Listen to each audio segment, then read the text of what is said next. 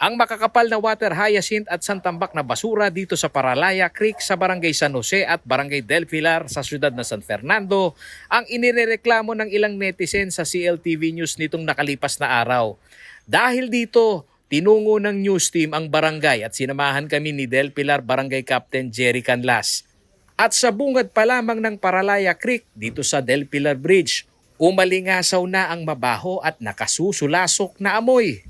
Kahit naka face mask at face shield na ho yung lingkod, kita nyo ho yung burak, yung labok. Kaya Kapampangan, labok kayo ni Labok po, opo, Kap, labok. Ang po pa pong miyaliw ang basura. Pakita mo paring Art. Yan ho ang nirereklamo ng ilang pong mga residente ho dito. Sa kapal ng putik ay tinabunan na ito ng water hyacinth o water lily at ginawa pa itong dump site ng ilang miyembro ng komunidad na nakatira malapit sa daluyan ng tubig.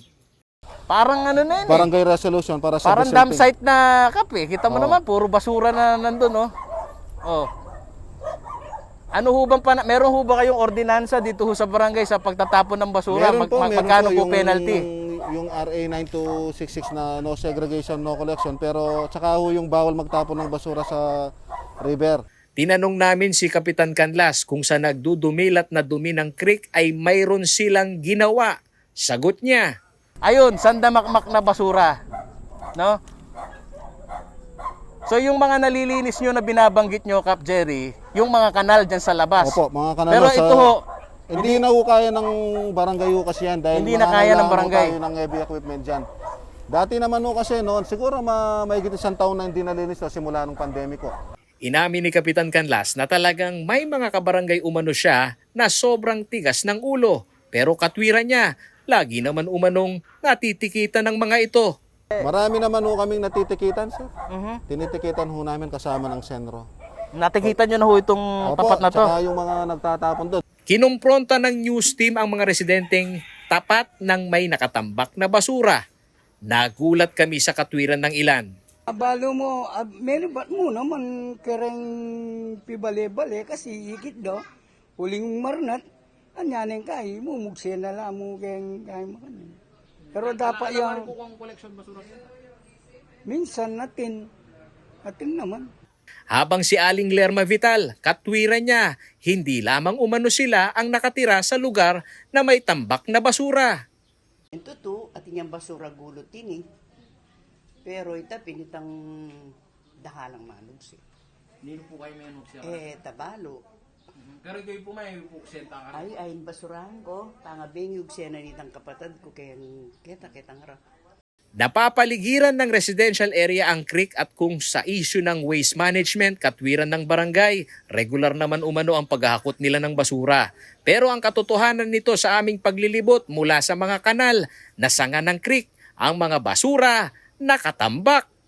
Sa Barangay Resolution Number 7 Series of 2021, ipinakita sa news team na nito pa umanong April 23 na idulog sa City Environment and Natural Resources o CENRO ang hiling ng Barangay Del Pilar na desiltation o paghuhukay sa creek.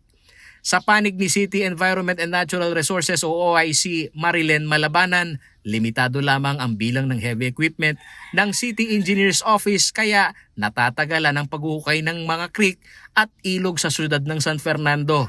Okay, pero naiintindihan din po namin sila kasi yun nga, limited yung manpower nila, limited yung equipment, tapos may mga priority schedules din. Sinabi ni Malabanan na hindi maikakatwiran ni Kapitan Canlas na ang problema lamang sa kanyang barangay ay ang creek na bumababaw dahil sa burak. Ang napabayaan umanong basura sa creek ay sumasalamin sa pag-akto ng barangay level sa waste management. Sir, may batas po tayo. Kailangan lang talaga yung will ng mga leaders na gawin po yung kanilang responsibility. Kasi yung Republic Act 003, hindi lang naman responsibility ng city. May responsibility rin yung barangay as per Section 10 ng batas na they should implement the collection of segregated waste sa mga households nila. Iginit ni Malabanan na may sapat na pondo para sa materials recovery facility at binigyan pa ng truck ng basura ang kada barangay sa syudad.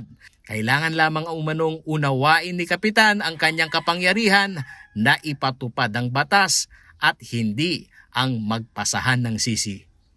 Paolo G. Santos, CLTV News.